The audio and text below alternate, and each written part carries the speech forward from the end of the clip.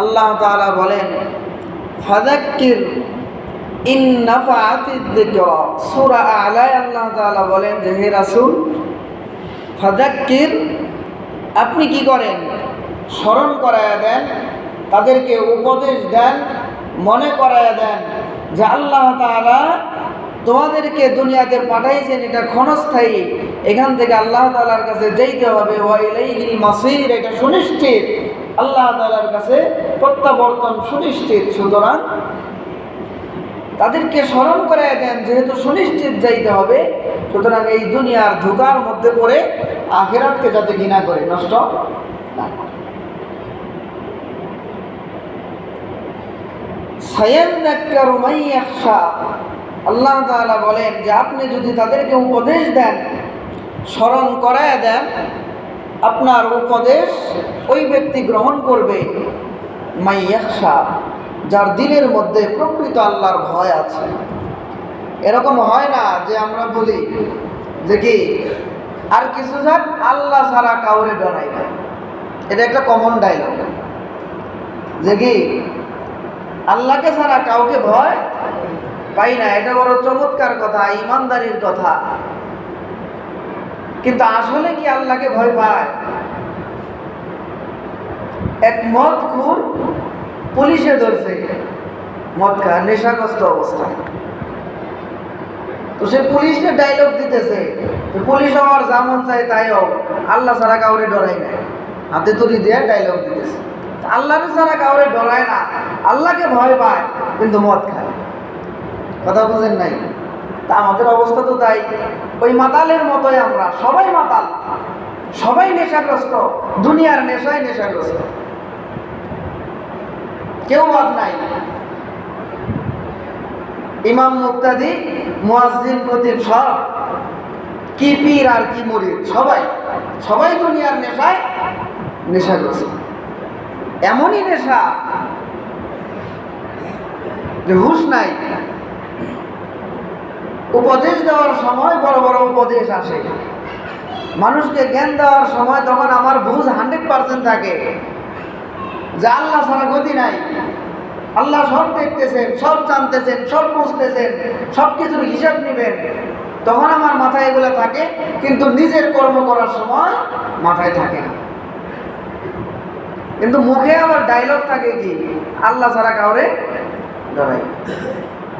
আসলে কি এটা হাকিকত, বাস্তবতা। মসজিদের এক পাশ থেকে যদি একটা বিষধর সাপ ঢোকে, তো একজন মানুষও থাকবে না, সবগুলো দৌড় করে আরেক পাশে চলে যাবে। সাপের এত ভয়। তো আল্লাহ তাআলা যে বললেন নামাজ না পড়লে জাহান্নামে পড়তে হবে, নাফরমানি করলে জাহান্নামে পড়তে হবে, অবাধ্যতা করলে জাহান্নামে পড়তে হবে, আল্লাহ তাআলার ভয় যদি অন্তরে থাকতো, তো এই ধমকির পরে, এই ভবিষ্যৎবাণী এবং এই প্রশ্নপত্র ফাঁস করে দেওয়ার পরে আমি নামাজ না পড়ে থাকি কেন? কিভাবে থাকি? এটা তো সম্ভব না। বোঝা গেল যেটা বলতেছি, আমি যে বলি যে আল্লাহকে ছাড়া কাউরে ডরাই না, তো এই কথা সত্য, মতলব খারাপ। মানে কথার শব্দটা সত্য, সঠিক শব্দ এটা, কিন্তু এই শব্দ আমি ব্যবহার করতেছি শয়তানের টুপ হিসেবে, নিজের বাহাদুরি দেখানোর জন্য যে আল্লাহ ছাড়া কাউরে ডরাই না। এই কথা কয়ে কি করতেছে? আগাম বুকাম করতেছে, আরেকজনকে মারতেছে, অন্যায় করতেছে। ডরায় না কাউরে, একমাত্র আল্লাহরে ডরায়। এজন্য কি করতেছে? উল্টা পাল্টা করতেছে। আল্লাহ তাআলা বলেন ওয়ায়াতাজান্নাবুহাল আশকা, যে উপদেশ আসার পরে, দ্বীনের জ্ঞান আসার পরে, পরকালের জ্ঞান আসার পরে, উপদেশ কানে পৌঁছানোর পরে ওই ব্যক্তি উপদেশকে গ্রহণ করবে না যে ব্যক্তি আশকা, হতভাগা। যে কি হতভাগা? ওয়ায়াতাজান্নাবুহাল আশকা, এই উপদেশকে, আপনার রাসূলের দেওয়া, এই স্মরণ করে দেওয়া এই উপদেশগুলোকে সে বর্জন করবে, এটার থেকে সে বিরত থাকবে, নিজেকে আড়াল করে নেবে, সরাই নেবে। কে? আশকা, যে ব্যক্তি হতভাগ্য, যার কপাল পোড়া সে নিজেকে এখান থেকে দূরে সরিয়ে নেবে। আর যেই ব্যক্তি কপাল পোড়া, আল্লাহর ভাষায় যেই আশকা, তার পরিণতি কি আল্লাহ তাআলা বলেন, আল্লাযী ইয়াসলান নারাল কুবরা, যাকে আল্লাহ তাআলা বড় আগুনের মধ্যে নিক্ষেপ করবে। নারুল কুবরা মানে জাহান্নামের ভয়াবহ আগুনের মধ্যে আল্লাহ তাআলা তাকে কি করবেন? নিক্ষেপ করবেন। কে? আশকা, যে হতভাগ্য। যে হতভাগ্য কে? দিন আসার পরে, দিনের দাওয়াত আসার পরে, দিনের সমাজ আসার পরে, বুঝ আসার পরে যে ব্যক্তি উপদেশ গ্রহণ করে নাই, আল্লাহ বলেন সে হতভাগ্য, সে আশকা আল্লাহর ভাষায়, সে হতভাগা। আর যে হতভাগা, আল্লাহ তাআলা বলেন সায়াসলান নারুল কুবরা, আল্লাহ তাকে বড় আগুনের মধ্যে, জাহান্নামের আগুনের মধ্যে নিক্ষেপ করবে। আল্লাহ তাআলার বর্ণনা ধারাবাহিকতা খেয়াল করতেছেন। আর তো ওয়াজ লাগে না, নিজের থেকে বলার কোনো কথারই দরকার নাই। আল্লাহ তাআলা এত সুস্পষ্টভাবে ধারাবাহিকতার সাথে বর্ণনা দিয়ে দিয়েছেন, এর বাইরে তো কিছু বলারই প্রয়োজন হয় না। শুধু তাই না, আগুনে দেওয়া পর্যন্ত শেষ না তো, এরপরে আয়াতে আল্লাহ বলেন সুম্মা লা ইয়ামুতু ফিহা ওয়া লা ইয়াহইয়া, যে আগুনে তাকে প্রবেশ করানো হবে, জাহান্নামে ঢোকানো হবে, এটার একটা বৈশিষ্ট্য কিন্তু আছে। কি সেটা? সুম্মা লা ইয়ামুতু ফিহা, যে এই আগুনে ঢোকানোর পরে এই বান্দা আর কখনো মৃত্যুবরণ করবে না, তার কোনো মৃত্যু নাই। ওয়া লা ইয়াহইয়া, তার মানে কি মৃত্যু নাই বলতে আরামের জীবন যাপন করবে, কিছুটা শান্তিতে থাকবে না, না। ওয়ালা ইয়াহইয়া, সুস্থ স্বাভাবিক মতো জীবনযাপনের মতো জীবনযাপনও করতে পারবে না, বাঁচবেও না, মরবেও না। মানে সুস্থতার বাঁচা বাঁচবে না, অস্বাভাবিক জীবন হবে, কিন্তু মৃত্যু হবে না। কামনা থাকবে মৃত্যু। ইয়া লাইতানি কুনতু তুরাবা, এই হতভাগ্যরা তাদের একদল বলতে থাকবে ইয়া লাইতানি কুনতু তুরাবা, হায় আফসোস, এই দিন দেখার আগে যদি মাটি হয়ে যাইতাম কত ভালো হইত। মানুষ না হয়ে যদি দুনিয়াতে মাটি থাকতাম তাও ভালো হইতো, আজকে জাহান্নামের যাওয়া লাগতো না। এমন আফসোস করবে মানুষ। এমনকি জাহান্নামীরা আল্লাহ তাআলার কাছে একাধিক ফরিয়াদ করবে, তো সর্বশেষ আল্লাহ তাআলা বলবেন লা তুকাল্লামুন, চুপ, কথা বলবে না, একদম চুপ। জাহান্নামীরা লাস্ট একটা ফরিয়াদ করবে যে আমাদেরকে কি করেন, দুনিয়াতে পাঠিয়ে দেন। কয়েকটা আবদার করবে যে আমরা আবার আমল করে আবার আসবো, অথবা আমাদেরকে কি করেন একেবারে শেষ করে দেন। সর্বশেষ আল্লাহ তাআলা বলবেন লা তুকাল্লামুন, কথা কবি না, একদম চুপ। দুনিয়াতে লম্বা হায়াত দিছি, জ্ঞান দিছি, কোরআন দিছি, নবী পাঠাইছি, রাসূল পাঠাইছি, উলামা একরাম সতর্ক করেছে, আল্লাহওয়ালারা সতর্ক করেছে, কোনো কিছু কানে যায় নাই। আজকে আসছো তুমি এই সুযোগ নিতে যে আরেকবার চান্স দেন, কোনো চান্স নাই, চুপ করে থাক, কথা কবি।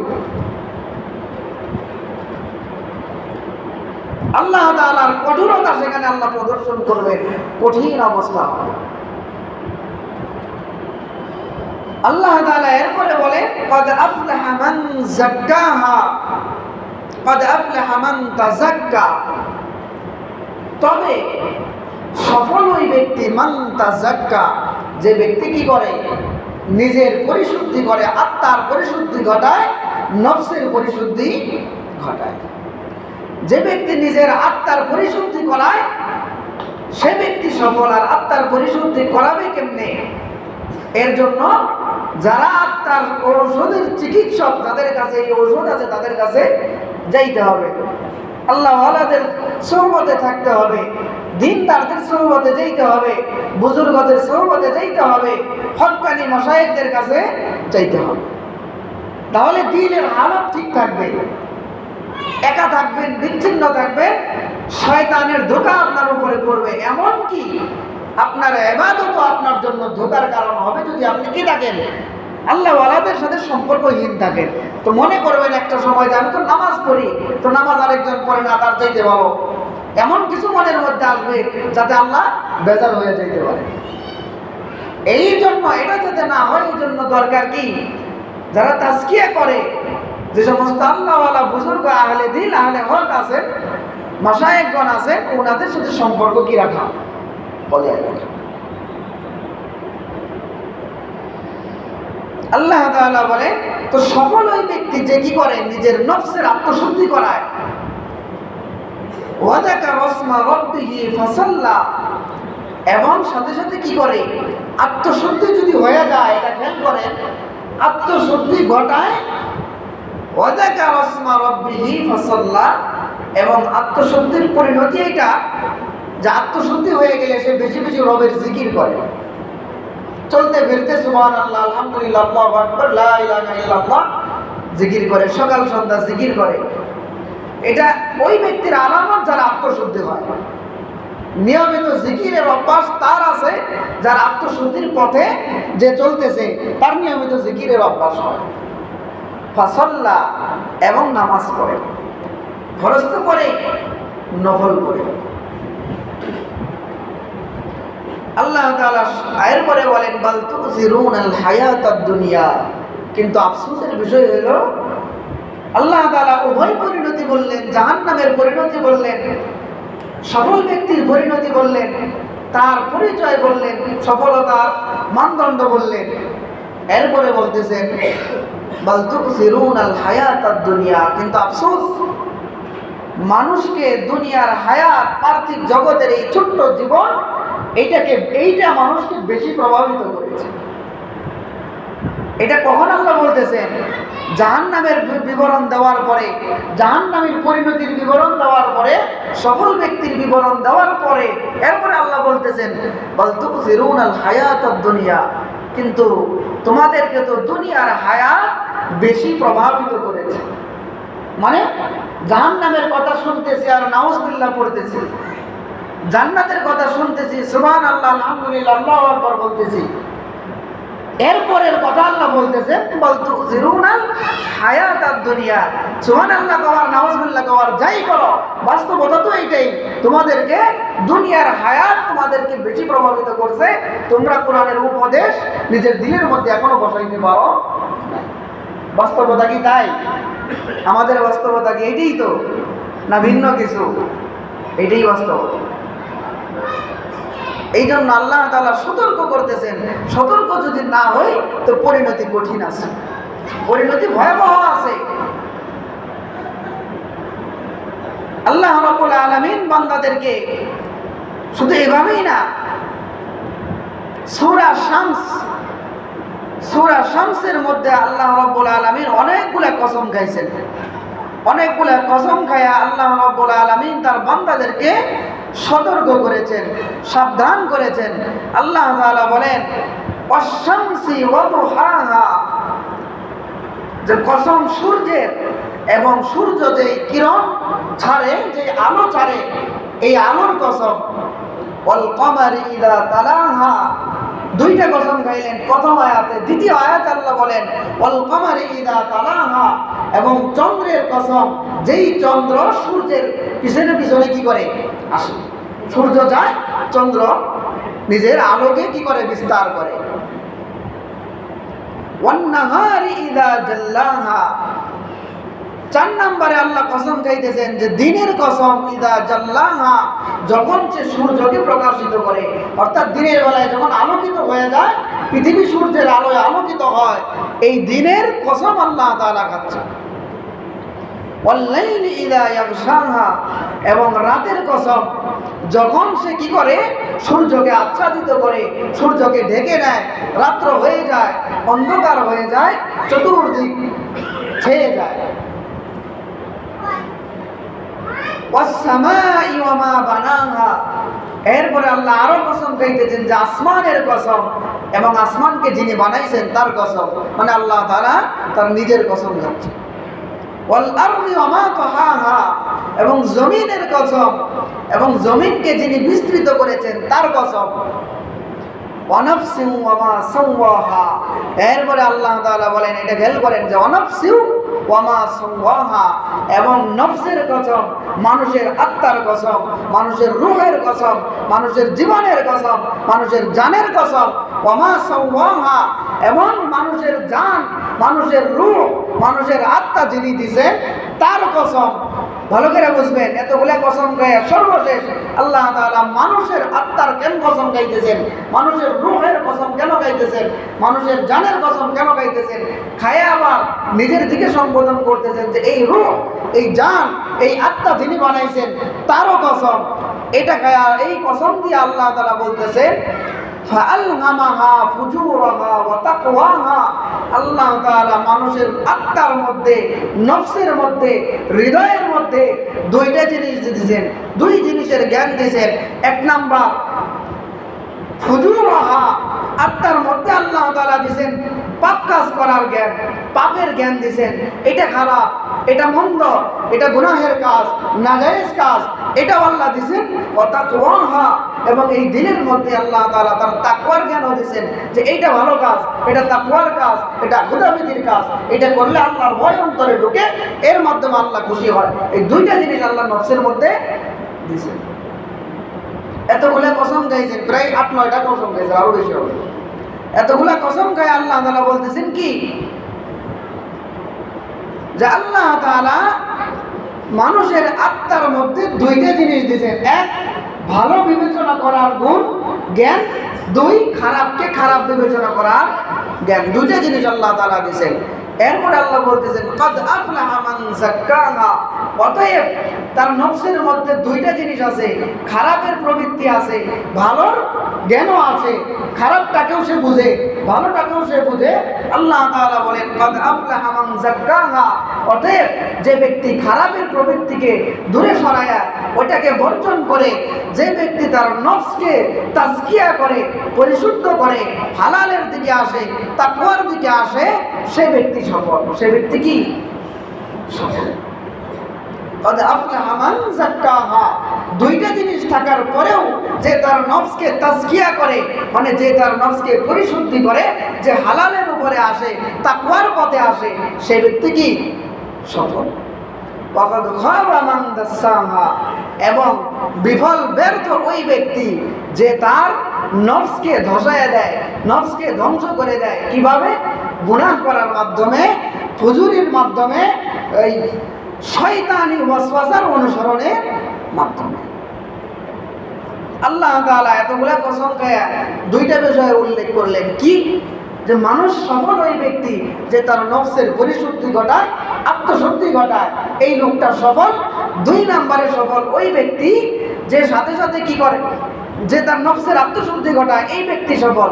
এবং দ্বিতীয় নাম্বার বিফল ওই ব্যক্তি যে কি করে, নফসের আত্মশুদ্ধি না করে নফসের কুপ্রবৃত্তির পিছনে পড়ে, সে তার নিজেকে ধ্বংস করে দিল। আল্লাহ তাআলা শব্দ বলছেন যে ওয়াকাদ খাবা, এবং ওয়াকাদ এবং নিশ্চয়, কদ অর্থ নিশ্চয়, ওয়াকাদ খাবা এবং নিশ্চয় ধ্বংস করেছে, নিজেকে শেষ করে দিয়েছে, নিজের ধ্বংস নিজে ডেকে আনছে। কে? মান দাসাহা, ওই ব্যক্তি যে দাসাহা, তার নফসকে শেষ করলো। কিভাবে? গুনাহের মাধ্যমে, গুনাহ করার মাধ্যমে। তাহলে ওই ব্যক্তি ব্যর্থ হয়ে গেল, বিফল হয়ে গেল, ধ্বংস হয়ে গেল, যে গুনাহের মাধ্যমে নিজের নফসকে, আত্মাকে কুলুষিত করল। এই জন্য আজকের আলোচনার এটাই সারমর্ম, যে হায়াত তো বুঝতেছি, সময় বুঝতেছি, জ্ঞান আছে ভালো এবং মন্দের, সবই বুঝতেছি, কিন্তু আমলের মধ্যে আসতেছে না। অথচ আমরা জানি মৃত্যু সুনিশ্চিত আর হায়াত অনিশ্চিত। মৃত্যু সুনিশ্চিত, যে কোনো সময় এসে যেতে পারে। এই বয়ান শেষ করার আগে আমার মওত হইতে পারে, পারে কিনা? এই মসজিদ থেকে নামাজে দাঁড়ানোর আগে কোনো মুসল্লির ইন্তেকাল হয়ে যেতে পারে, পারে কিনা? যে কোনো সময় হইতে পারে, যেটার কোনো নিশ্চয়তা নাই, যে কোনো সময় হইতে পারে, হবেই, এটা নিশ্চিত। কিন্তু আমি আর 10 বছর বাঁচবো, 20 বছর বাঁচবো, 80 বছর পর্যন্ত বাঁচবো, এই যে আশা, এটা কি নিশ্চিত না অনিশ্চিত? অনিশ্চিত। তো আমি এই অনিশ্চিত আশার জন্য অনিশ্চিত জীবনের জন্য আমার সুনিশ্চিত ভবিষ্যৎকে ধ্বংস করে দেব। এটা আমার বুদ্ধিমানের কাজ হবে? এটা কখনোই বুদ্ধিমানের কাজ না। রাসূলুল্লাহ সাল্লাল্লাহু আলাইহি ওয়াসাল্লাম বলেন, হযরতে আবু বারজা আল আসলামী রাদিয়াল্লাহু তাআলা আনহু থেকে বর্ণিত, রাসূল সাল্লাল্লাহু আলাইহি ওয়াসাল্লাম বলেন, লা তাজালু কদামা আবদিন, যে কোনো বান্দার পা, কদম, লা তাজালু, এক চুল পরিমাণ সরবে না, নড়বে না, নাড়াইতে পারবে না, নড়াচড়াও করতে পারবে না, কতক্ষণ পর্যন্ত? কোন দিনে? ইয়াউমাল কিয়ামা, কিয়ামতের দিন, হিসাবের দিন, যেদিন আল্লাহ তাআলা বান্দাদের কাছ থেকে হিসাব দিবেন। এক চুল পরিমাণ নড়াচড়াও বান্দারা করতে পারবে না। হাত্তা ইউসআলা আন উমরিহি, যতক্ষণ না তাকে প্রশ্ন করা হয় যে তুমি তোমার জীবন কোন পথে ব্যয় করছো, এটার হিসাব আজকে আমাকে দিয়ে যাও। ফিমা আফনা, যে দুনিয়ার জীবন কোথায় ব্যয় করছো, কোন পথে চালাইছ, কার আদর্শ মানছ, কোন আদর্শ গ্রহণ করেছ, কি গ্রহণ করেছ, কার নামে স্লোগান দিয়েছ, আজকে এটার হিসাব দিয়ে যাও। যাদের মঞ্চে আল্লাহু আকবারের স্লোগান দেওয়া যায় না, দলীয়ভাবে ঘোষণা দিতে হয় যে এটা আমাদের দলীয় স্লোগান না, তো এটা দলের তো কিছু না, এটা তো মুসলমানের স্লোগান। তো তুমি কি তাদের মঞ্চে যায় দাঁড়াইছো কিনা, তোমাকে হিসাব ওই দিন দিতে হবে। বুঝেন নাই কথা? কবরের 3 প্রশ্ন, 3টেই কি যে দুনিয়ায় কি করছো এটা সম্পর্কে। হাসরের ময়দানের 5 প্রশ্ন, 5টাই এই সম্পর্কে যে তুমি কি করছো। সত্য আমি দিছি, হায়াত আমি দিছি, জীবন আমি দিছি, সুস্থতা আমি দিছি, নিয়ামত আমারটা খাইছস, করছস কি, এটা আজকে জবাব দে। ওয়ান ইলমিহি ফিমা ফাআলা, আল্লাহ তাআলা জ্ঞান সম্পর্কে জিজ্ঞাসা করবেন, তোরে যে আমি দ্বীনের জ্ঞান দিয়েছিলাম, তোরে আমি ভালো মন্দ বোঝার ক্ষমতা দিয়েছিলাম, এই জ্ঞান তুই কই কাজে লাগাইছিস, আজকে হিসাব দিতে হবে। ওয়ান মালিহি আইনা ইকতাসাবা ওয়া ফিমা আনফাকা, সম্পদ অর্জন কোথায় থেকে করছো, কোন উপায়ে করছো, হালাল না হারাম, এবং ব্যয় করছো কই, হালাল পথে না হারাম পথে, আজকে এটার হিসাব দিতে হবে। হিসাব দে, তারপরে এখান থেকে পানা। ওয়ান জিসমিহি ফিমা আবলা, এবং তার শরীর, বডি, তার শক্তি কোন পথে ব্যয় করেছে, কোন আদর্শের জন্য তার শক্তি ব্যয় করেছে, কার আদর্শ বাস্তবায়নের জন্য নিজের শক্তিকে বিসর্জন দিয়েছে, শক্তি ঘুরাইছে, এটার হিসাব আল্লাহ তাআলার কাছে দিতে হবে। কারণ এই শক্তি কে দিয়েছেন? আল্লাহ তাআলা দিয়েছেন। এই 5টা হিসাব না দেওয়া পর্যন্ত বনি আদমের এক পা, এক চুল পরিমাণ মারার ক্ষমতা থাকবে না।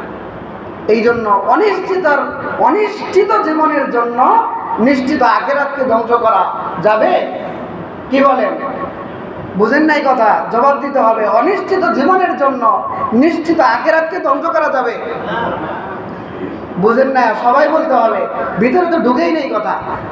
আবার বলেন, অনিশ্চিত জীবনের জন্য নিশ্চিত আখিরাত ধ্বংস করা যাবে? যাবে না। তো এটা যদি বুঝি, তো এই আলোচনা শোনার পরে পরবর্তী জীবনের মধ্যে যাতে এর প্রভাব বাস্তবায়ন ঘটে। অন্যথায় ওই মদখোরের মতো হবে যে আল্লাহ ছাড়া কাউরে ডরায় না, কিন্তু মদ খায়, পুলিশকেও ডরায় না, মদ খায়। ওই রকম ডায়লগ দিয়ে লাভ নাই।